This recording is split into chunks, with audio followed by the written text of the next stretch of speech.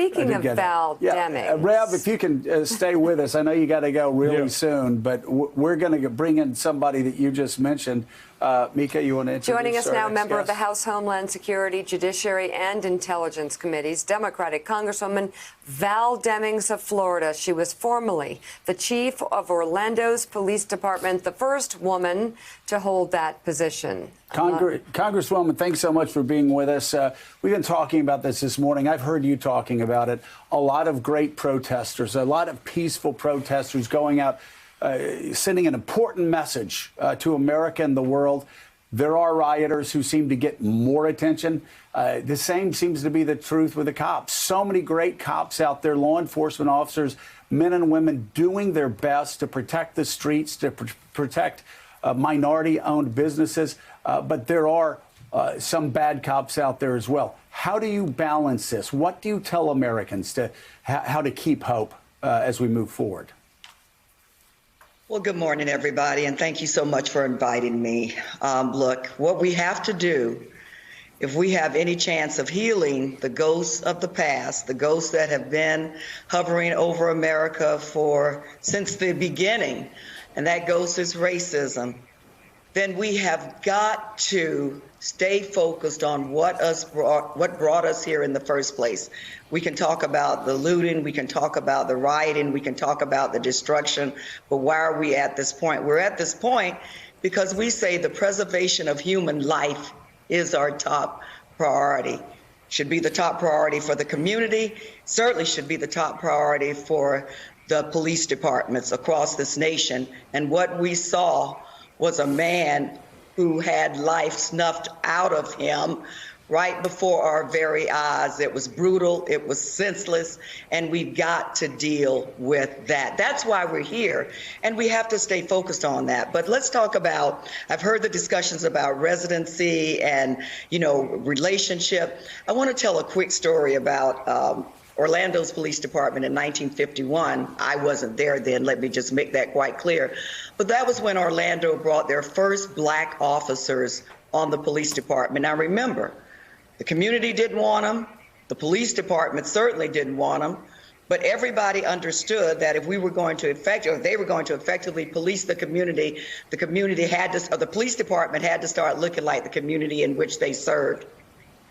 Those officers, as you can imagine, those 3 black officers caught hell, went through hell inside the department and outside of the department. So the department made a decision to put black officers and white officers in the same cars together. Now, those first few nights, I'm told, were brutal.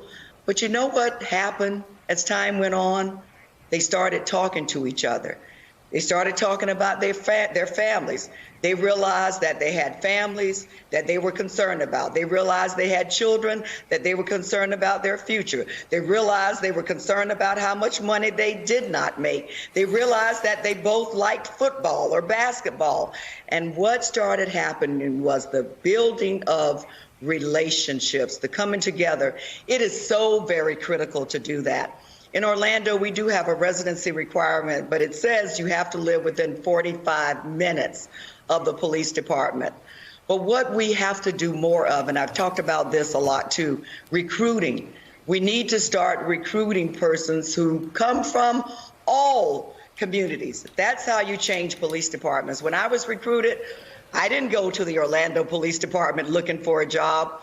Orlando police came to Orlando looking for me, and we have to be able to do more of that.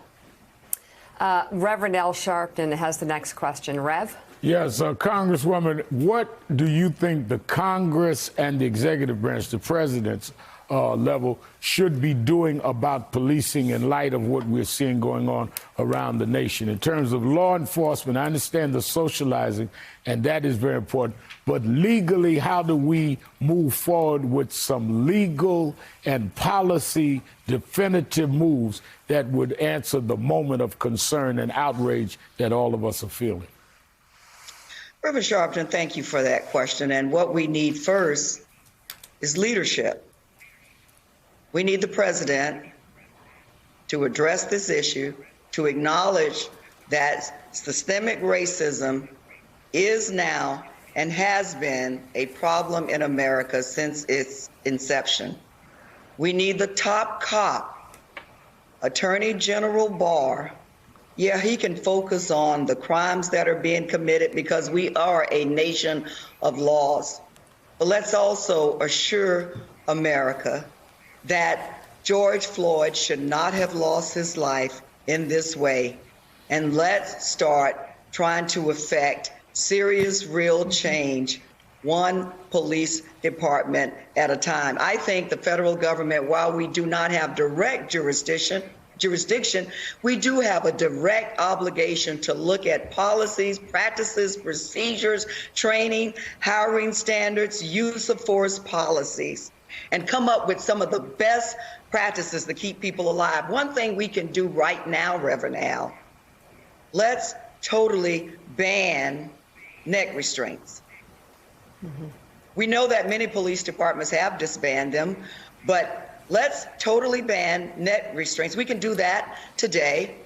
And then officers decide that they don't want to follow the policies or the rules, then fire them. I do commend, and I know we all have a lot of work to do. We have a long way to go, but I do commend the chief in Minneapolis for immediately firing the officers because it allowed the charges to move more swiftly than they certainly could have had they still been employed by the police department. So let's start with that. But we have to reassure America that we are going to take a look at every department. Now, I've already heard people say, well, goodness, there are 18,000 police departments in America. Where there was a time in America, black people could not vote.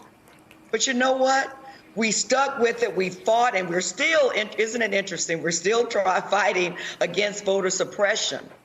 But we can do this. But we need every person, every man, every woman, our young activists, our community leaders, our leaders of Congress, and dang on it, we certainly need leadership coming out of the White House and out of the Attorney General's office.